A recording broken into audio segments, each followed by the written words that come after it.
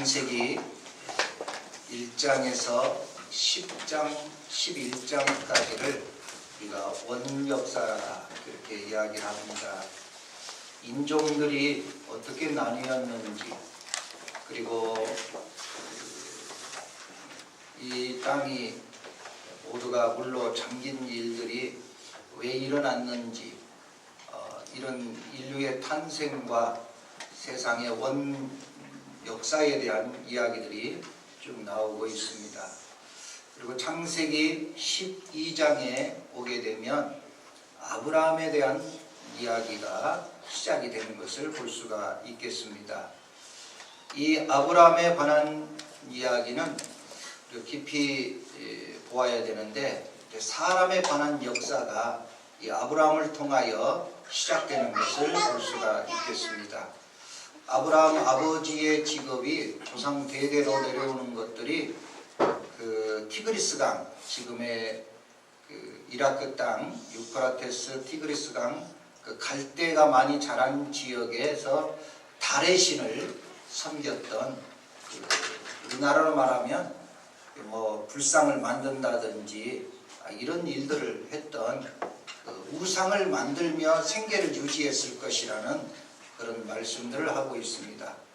아브라함은 전혀 하나님과 관계가 없는 사람, 하나님도 누군지도 모르는 사람, 그리고 하나님께 기도할 수도 없고 하나님께 부르짖을 수도 없고 하나님을 원하는 적도 한 번도 없어요.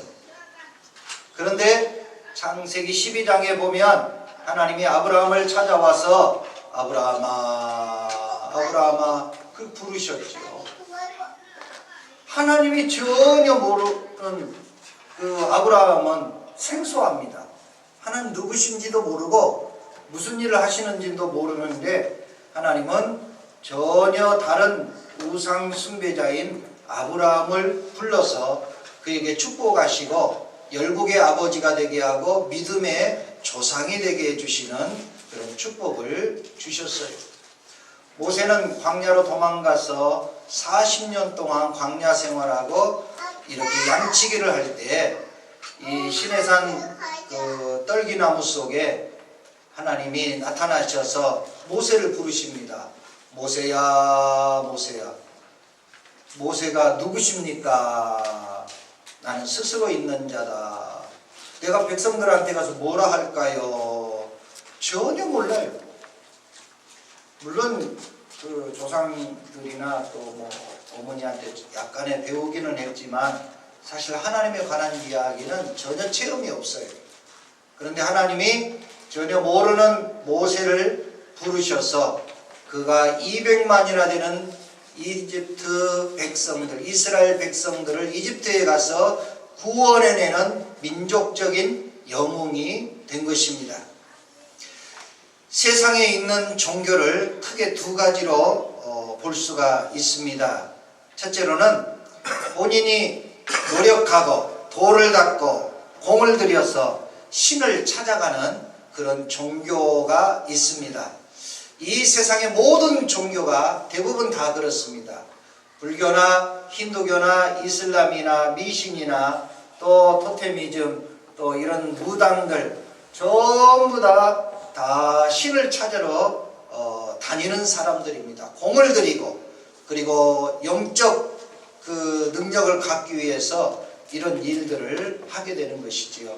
그래서 이 세상의 종교를 두 쪽으로 딱 나누면 본인들이 노력해서 신을 찾아가는 사람, 이게 대부분 종교인들이 갖고 있는 겁니다.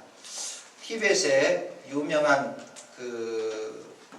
성지순례 또 이런 신을 찾아가는 방법이 있는데, 그게 뭐냐면 삼보일배입니다. 세 걸음을 걸어가고 한 번 절하고, 세 걸음을 걸어가고 한 번 절하는 삼보일배. 우리나라 땅끝에서부터 저 북한의 땅끝까지가 한 1200km 정도 되더만요. 근데 이 티벳에서는 2700km, 그것도 해발 한 3000m, 4000m 되는 그곳에서 3번 걸어가고 땅바닥에 엎드려 절하고 그렇게 해서 2700m를 가는 거예요. 그 이유는 신을 찾는 거예요. 신을 찾아가는 거예요. 여기 젊은 여인인데 뒤에 트랙터가 뒤에 오는 차들이 절을 하는 사람들이 혹시 다칠까봐 뒤에서 몰고 어린아이로부터 어른에 이르기까지 이 꼼꼼한 땅을 3번 걷고 1번 절하고 또 일어나서 참 대단합니다.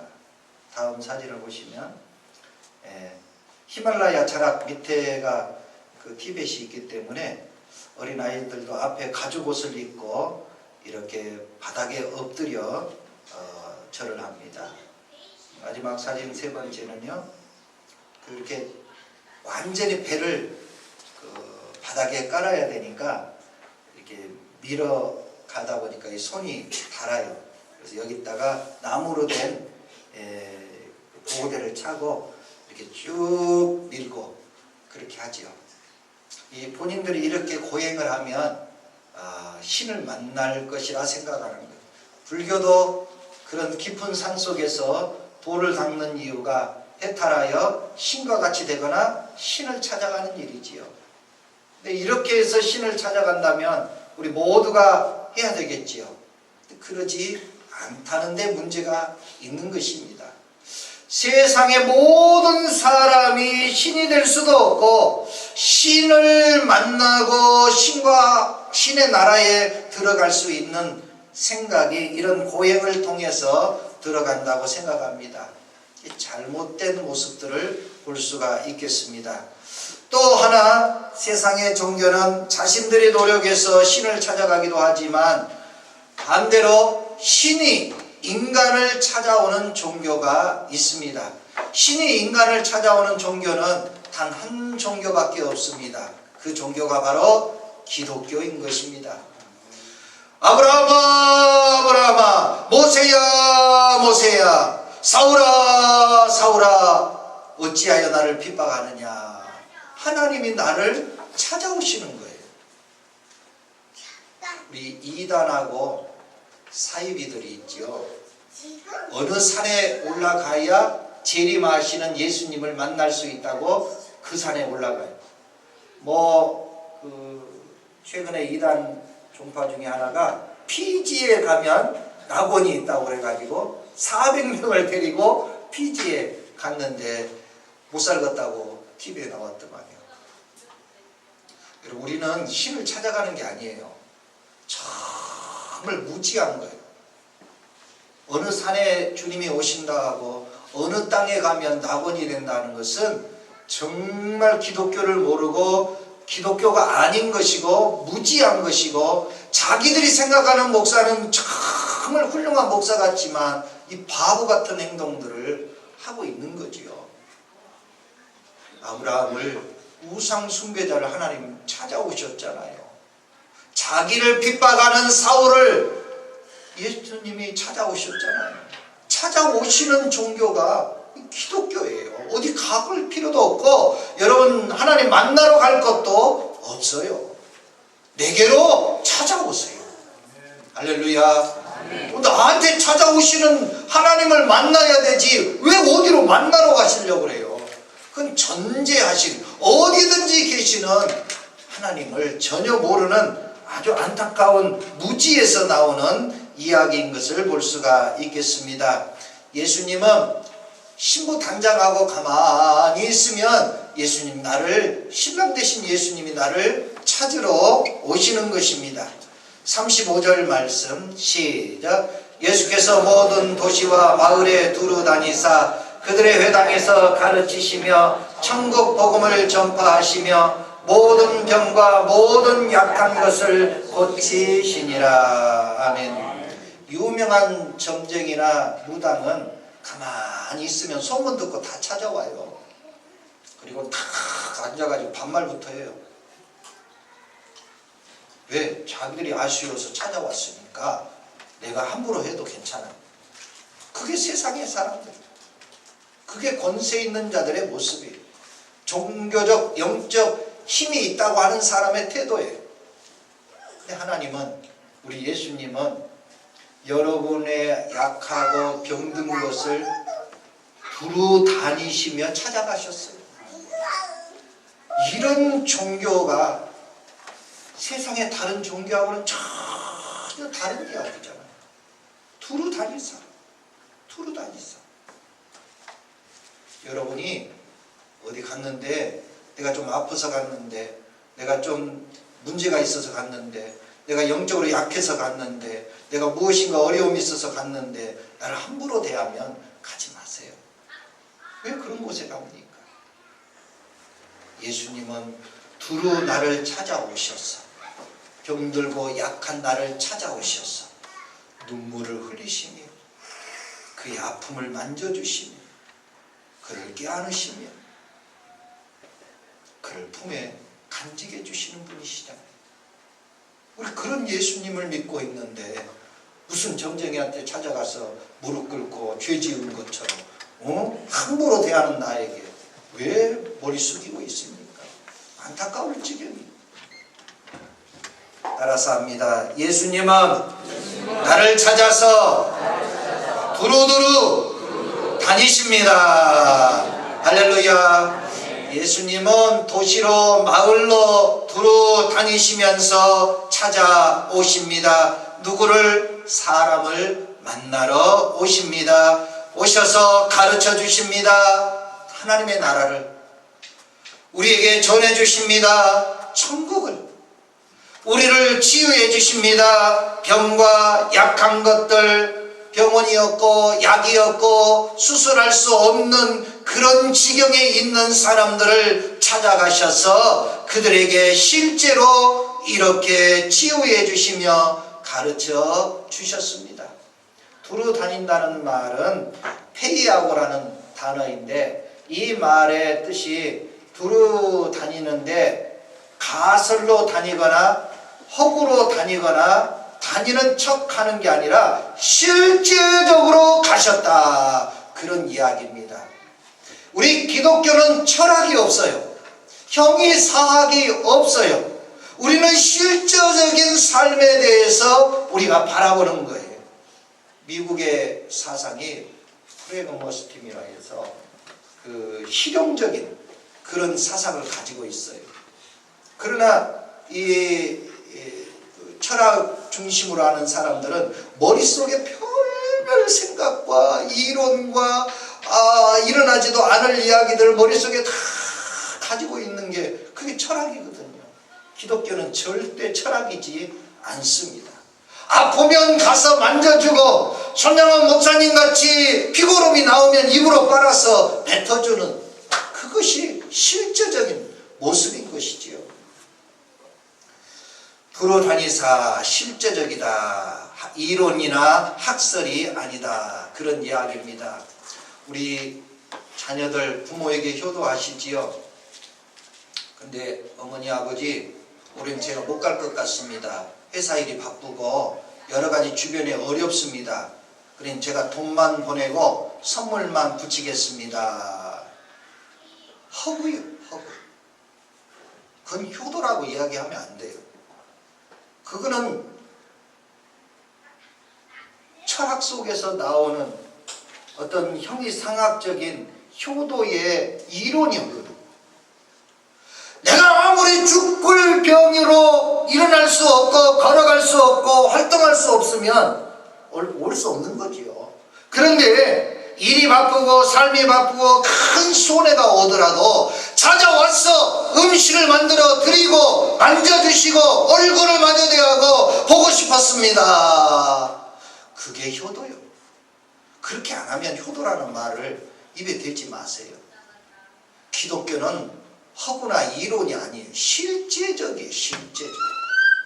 그래서 아무리 여러분들이 이 세상에 내가 바빠서 견딜 수 없어서 힘들어서 얘들아 이번에 오지 마라 그렇게 말하지 마세요. 오게 하세요. 또 복잡하지? 돈 붙이려면 택배만 붙이려면 오지 말아라. 보내지 말아라. 그렇게 하세요. 오게 하세요. 그게 효도인 것입니다. 사랑이 무엇입니까? 여보 나 당신 사랑해. 그거는 사랑이 아니에요. 사랑은 실제적입니다. 그래서 내가 가지고 있는 것들을 주고, 그리고 그를 포옹하며 따뜻하게 위로해주고, 그리고 내 사랑하는 이를 위해서 음식을 만들어서 먹이고 손을 잡아주며 함께할 때, 그게 사랑이지. 그게 사랑이지요. 그게 실제적인 거예요. 예수님이 어느 한 곳에 앉아서 저기 대가볼리 땅에 뭐 어쩌대, 그래 알아서 내 제자들이 해라, 이게 아니에요. 직접 들어가셨어요. 가셔서 약하고 병든 자들을 직접 만지시며 치유해 주신 거예요. 하나님의 나라는 말에 있지 아니하고 능력에 있다고 그랬어요. 입으로는 별 소리를 다 하지요. 근데 그거는 효도가 아니고요, 능력이 아니에요. 하나님의 나라는 말에 있지 않고 능력에 있습니다. 찾아가서 따뜻한 손으로 잡아주는 것입니다.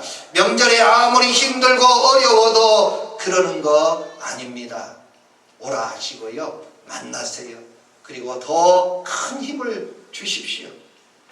오늘 우리 교우들이 예배 후에 이 장애 시설, 그리고 홀로 계신 어르신들, 그리고 병원, 그리고 요양원, 이런 곳에 우리 각 기관별로 다 찾아가라고 그랬어요. 두루 가라고 그랬어요. 우리 세상을 살리는 교회의 후속 조치입니다. 이론적으로 기독교가 사랑합니다, 좋아합니다, 당신을 이렇게 돌봅니다, 아니, 실제로 가서 하는 겁니다. 사랑하는 교회 여러분, 우리의 삶이 마을로 두루 다니신 것은 바로 실제적인 사랑을 나누시는 그 예수님의 모습을 우리들이 잘 본받고 행할 수 있도록 역사하는 겁니다. 기독교는 철학도 아니요, 이론도 아니요, 어떤 학설이 아닙니다. 효도가 됐든 사랑이 됐든 복음이 됐든 여러분이 실제적으로 직접 예수님과 같이 가셔서 가르치시고 전하시고 치유하시기를 축원합니다. 그렇게 두루 다니셔서 실제 보니 데가볼리라든지 갈릴리 지역이라든지 너무나 소외된 지역을 직접 가서 예수님이 보시고 어떤 반응을 보이셨느냐? 불쌍히 여기사. 우리 36절 시작. 무리를 보시고 불쌍히 여기시니 이는 그들이 목자 없는 양과 같이 고생하며 기진함이라. 여기 고창 여기에는 산부인과가 없답니다. 왜냐하면 아이를 어쩌다 1년에 한두 번 몇 번 낳는데 산부인과가 안 되잖아요. 그러니까 철수, 장수, 어디 다 철수. 왜냐하면 그분들한테 나무랄 수가 없어요. 먹고 살아야 되고 사업이 돼야 되잖아요. 병원이라도. 다 철수하는 거예요. 예수님이 지금 두루 다니시는 지역은요, 모든 문화시설, 병원시설, 요양시설 이런 것들이 하나도 없는 외곽지역에 지금 다니시는 곳이에요. 가서 보니 정부의 힘도 미치지 않고 사람들의 혜택도 없고 아무것도 없이 노마에 속박되어 있는 이 나라 속에서 그 무리들을 바라보실 때 상상도 할 수 없는 비참한 지경에 이른 이 백성들을 보시고 불쌍히 여기신 거예요. 근데 이 불쌍히 여기신다는 말이 제가 옛날에도 한번 설교를 했는데 이 스플랑크 니조마이라는 헬라어 단어예요. 이 스플랑크 니조마이라는 단어는 불쌍히 여기다라고 번역을 하는데 이 단어를 이 단어가 파생된 것을 찾아보면은요, 이 단어 내용 속에 뭐가 있냐면 내장, 창자 이런 뜻이 담겨져 있어요. 그러니까 예수님이 가서 보니 이 무리들이 얼마나 불쌍한지 말로 표현할 수가 없어서 목자 없는 양과 같이 고생하며 기진했다. 넘기세요. 고생하며 기진했다. 스플랑크 니조마이라는 이 단어는 이 내장, 창자라는 뜻인데 예수님이 그 사람들을 보고 내장이 끊어지는 아픔을 지금 당하면서 말하는 게 지금 불쌍히 여기다, 그런 말이에요.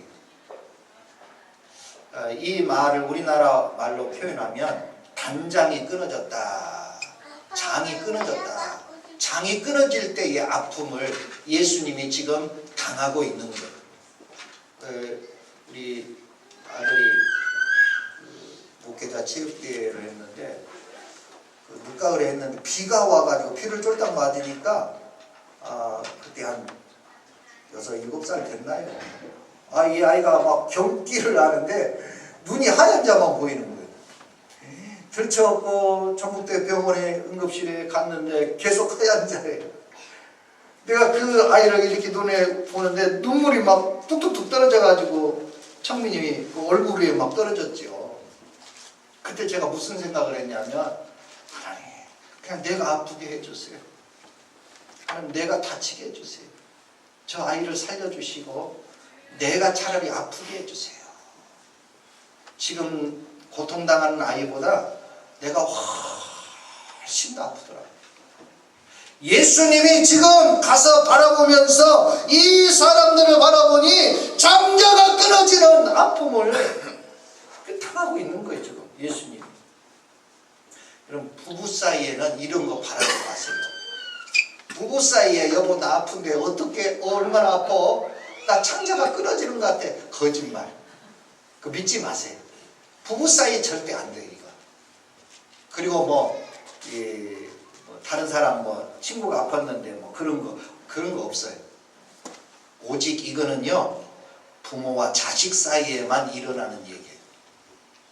그 감정이 어느 누구에게라도 그거는 이룰 수 없고요. 내 남편이 아파도 그렇게 내 마음이 안 아파요. 아이고 아프네 하면서 나도 슬프긴 하지만 창자가 끊어질 만큼은 아니에요. 근데 내 자식이 아프니까요 창자가 끊어집니다. 그래서 이 눈물을 청민님 얼굴에 뚝뚝 흘리는데 나중에 돌아오니까 계속 흘렸어요. 아이가 알더라고. 아빠가 나를 위해 눈물을 흘렸다고. 지금도 내 말은 잘 들어요. 근데 이게 그 부부 사이에 있을 수 없는 얘기고요. 다른 사람과 있을 수 없는 얘기예요. 부모 자식 간에만 이 이야기는 통하는 얘기예요. 여러분, 예수님이 이 무리들을 두루 다니면서 가서 봤어요. 직접 봤어요. 실제적으로 봤어요. 근데 예수님은 스플랑크니 좀 아이, 내 창자가 끊어지는 것 같구나. 그런 얘기예요 지금. 그러니까 우리가 하나님을 부를 때, 예수님을 부를 때 아버지라고 부르는 이유가 거기에 있는 거예요. 사랑하는 교회 여러분, 세상에 그 누구도 여러분 부모님 살아계시면 그런 축복 받을 수 있겠지만 부모님이 안 계시면요 어느 누구도 내 창자가 끊어지면서까지 아프게 나를 바라보는 사람 없어요. 착각하지 마세요. 그거는 예수님 하나님만이 창자가 끊어지는 아픔으로 나를 바라보고 계시는 겁니다. 지금 이 상황이 그래요. 예수님이 소외된 곳을 두루 다니면서 병원 혜택도 못 받고 치료도 못 받고 살이 찢어지고 피고름이 나고 먹을 것이 없어서 고통당하고 사람들이 짐승처럼 취급하는 이 모습 속에서 그 모습을 보니까 목자 없는 양과 같이 고생하며 기진했다. 시달리고 방치된 그 상처가 났는데 치료를 해야 되는데 방치된 상태에서 고름이 막 오고 막 그 더러운 병균들이나 벌레들이 막 몸을 막 두글두글 싸고 있는 그런 상태를 보신 거예요. 그걸 보시고 단장이 끊어지는, 창자가 끊어지는 고통을 당하신 거예요.